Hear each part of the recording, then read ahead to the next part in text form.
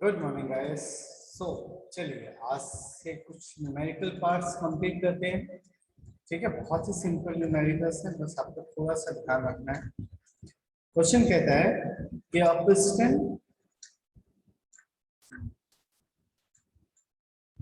a piston cylinder arrangement contain gas at the pressure of 1.3 megapascal. The gas expand according to the process, which is represented by a straight line on the PV diagram. The final pressure is 0.13 megapascal. The diameter and the stroke of the piston are 0.32 meter and 0.30 meter respectively.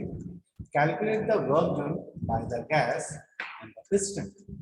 ठीक है, मतलब आपके पास दो pressure दिए हुए हैं। P1 की value 1.3 mega pascal, तो आपको मेगा को कन्वर्ट करना है।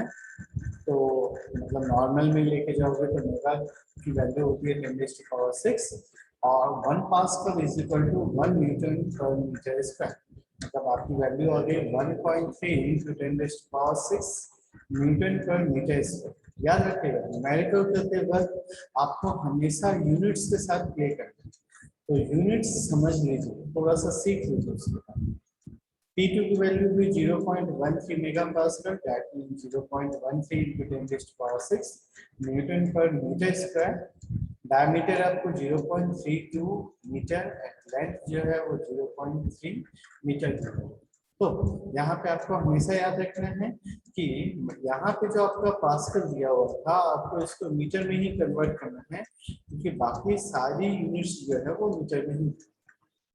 ठीक है, तो आपको पता है कि स्विफ्ट वॉल्यूम क्या होता है? तो स्विफ्ट वॉल्यूम होता है V2 माइनस V2। अब V2 मतलब क्या हो, मतलब क्या, एक्चुअली ये आपके पिस्टन सिलेंडर अरेंजमेंट को दिखाना है। जो ये वाला पार्ट जो है वो क्लियरेंस वॉल्यूम VC दिखा रहा है, और इसे वो VS बोलते हैं। ठीक है, मतलब नंबर्स के हिसाब से अगर देखोगे तो ये हुआ 2, ये हुआ 1 या A, और ये हुआ मतलब आपका क्लियरेंस। तो यहाँ पे उसने स्ट्रोक लेंथ को जो आपको डिफाइन किया है वो क्या है? तो stroke length is equal to volume, मतलब आपका ये है आपके स्ट्रोक लेंथ। तो स्ट्रोक लेंथ का फॉर्मूला क्या बनेगा? तो π/4 d² × L। अब d² की वैल्यू आपके पास देके रखी है, L की वैल्यू देके रखी है, मतलब आपका स्विफ्ट वॉल्यूम फाइंड आउट हो गया। अब वर्क डन कितना होगा? तो वर्क डन एक्चुअली में आप देखो, जो एरिया कवर हो रहा है कौन सा? तो 1 2 A1 प्लस 2, मतलब यहाँ से A2CBA, मतलब पिस्टन जो है जो ये मूव किया वो प्लस ये जो मूव किया वो। तो आपने ऑब्जर्व किया होगा कि ये जो है ये आपका ट्रायंगल है, और ये जो है आपका रेक्टेंगल है। मतलब ट्रायंगल और रेक्टेंगल के फॉर्मूले यहाँ से पूछेंगे। तो इसलिए उसने क्या किया? तो एरिया, तो पहले ट्रायंगल का फॉर्मूला लिया। तो ट्रायंगल का फॉर्मूला क्या हुआ? तो 1/2 × A2 × 1A, मतलब आपका ये लेंथ इंटू ये विड्थ इंटू 1/2, इसका एरिया होता है ट्रायंगल। अब एरिया ऑफ रेक्टेंगल क्या होता है? तो लेंथ इंटू विड्थ होता है, इसलिए उसने लिखा है A2 × AB।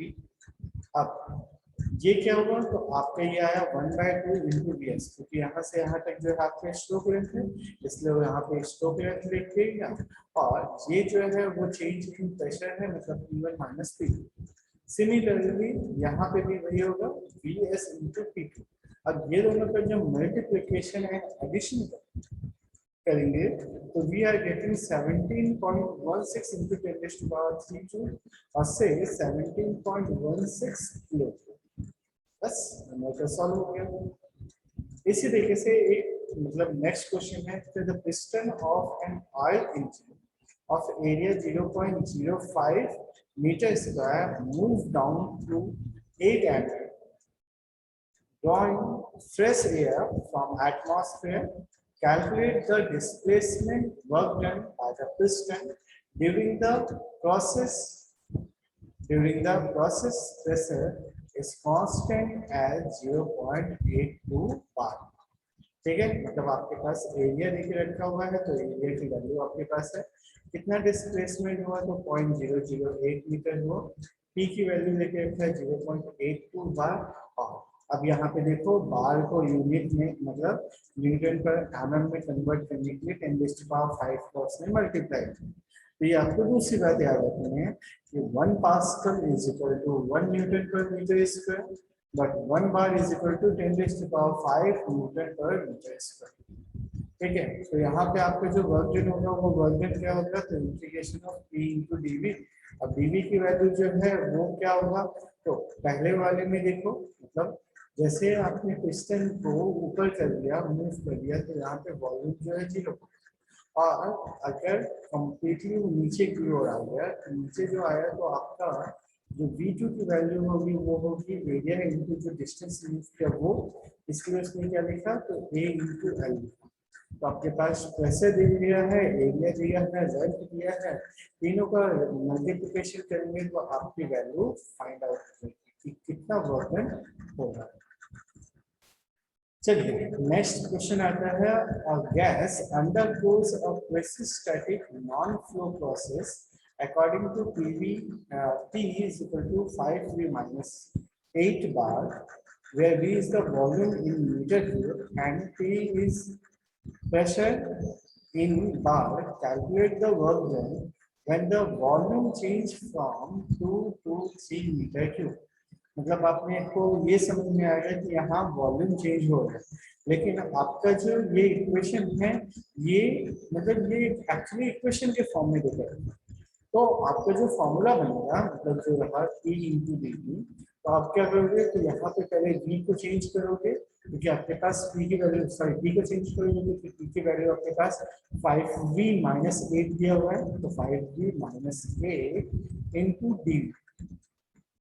तो अब मैंने क्या किया इंटीग्रेशन को ओपन किया, तो इंटीग्रेशन को ओपन करने के बाद ये क्या हो जाएगा तो ये हो जाएगा 5V square by 2 minus 8V, और यहाँ पे आपका जो प्रेशर था वो बार में दिया हुआ था इसलिए हमने 10⁵ न्यूटन पर मीटर स्क्वायर में कन्वर्ट किया। तो ये पार्ट आ गया। अब मेरे को क्या करना है तो वैल्यूज को पुट कर देंगे, तो वैल्यूज को पुट करने के बाद एडिशन एंड सब्ट्रैक्ट करोगे तो you are getting the work done is equal to 4.5।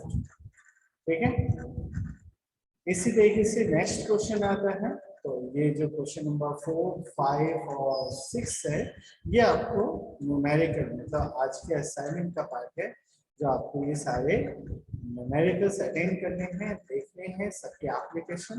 Then after हम जो है वो नेक्स्ट टॉपिक पे आते हैं। हमारा जो नेक्स्ट टॉपिक है इट इज कॉल्ड हीट। तो लास्ट टाइम हमने जैसे बताया था कि वर्क जब भी एक क्लोज सिस्टम होता है तो क्लोज सिस्टम में अगर सिस्टम और सराउंडिंग के बीच में वर्क डन होगा अगर इंटरेक्शन होगा तो आइदर वो वर्क डन से होगा और दूसरा हीट से होगा। तो यहाँ पे क्वेश्चन आता है कि what is called heat, heat क्या है। तो हीट को डिफाइन करने के लिए उन्होंने सबसे पहले टेम्परेचर को डिफाइन किया। क्यों, क्योंकि हीट का ट्रांसफॉर्मेशन मतलब एक्चुअली तुम्हारी भाषा में बोलूँ तो हीट तभी फ्लो हो सकता है जब किसी दो बॉडी के बीच का टेम्परेचर डिफरेंस हो। तो सुना सुना लग रहा है, कैसे सुना लग रहा है, तो आपने बोला कि करंट का फ्लो तभी हो सकता है जब पोटेंशियल डिफरेंस होगा, उसी तरीके से हीट का फ्लो तभी पॉसिबल है जब टेम्परेचर डिफरेंस हो। तो जब टेम्परेचर डिफरेंस की बात आती है तो सबसे पहले पूछा जाता है कि व्हाट इज कॉल्ड टेम्परेचर। तो याद होगा आपको, आपने पढ़ा था कि द डिग्री ऑफ हॉटनेस और कोल्डनेस, डिग्री ऑफ हॉटनेस और कोल्डनेस इज कॉल्ड टेम्परेचर। ठीक है, तो हॉटनेस और कोल्डनेस में अगर डिग्री रहेगा तो आप जो मेजर कर रहे हैं तो उससे हम टेम्परेचर बोलते हैं। और due to the temperature difference if the मतलब due to the temperature difference heat can flow from one state to another. So यहाँ पे आपका हीट का डेफिनेशन क्या है, तो डेफिनेशन क्या बोलता है, तो it is the form of energy which appear at the boundary when a system change its state due to difference in temperature sorry, due to a temperature difference in temperature between system and its surrounding. ठीक है, तो system और surrounding के बीच में अगर temperature difference होगा तो मतलब हीट जो है वो ट्रांसफॉर्म होगा as as in the form of energy. ठीक है, अब यहाँ पे जो है वो कन्वर्जन की बात आती है, तो मैं आपको एज अ सिस्टम कंसिडर करता हूँ। तो सिस्टम के ऊपर अगर कोई मुझे मतलब सिस्टम में अगर हीट मिल रही है और मैं हॉट होता जा रहा हूँ, मतलब ज्यादा ही गर्म होते जा रहा हूँ, तो मेरे को उसे पॉजिटिव कंसिडर करना है। जैसे लास्ट टाइम आपने याद किया होगा कि वर्क अगर किया जाएगा मेरे ऊपर में तो हम उसको नेगेटिव लेंगे। यहाँ पे देखो, अगर हीट मेरे पास आ रही है then we are say it is called positive heat, और अगर ये हीट रिजेक्ट हो रही है, मुझे ठंडी लग रही है, then we are say it is called negative heat. ठीक है, चलिए इसके बाद अब एक छोटा सा टॉपिक आया, it is called point function and path function.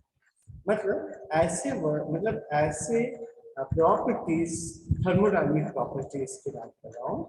अब बोलोगे सर मतलब, तो थर्मोडायनामिक का मतलब क्या हुआ, तो टेम्परेचर, प्रेशर, वॉल्यूम, डेंसिटी और स्पेसिफिक वॉल्यूम, एंथैल्पी, एंट्रोपी, ये जितने भी टर्म्स आप पढ़े हैं थर्मोडायनामिक के अंदर में, ये सारे के सारे टर्म्स को दो पार्ट में कैटेगराइज किया गया है।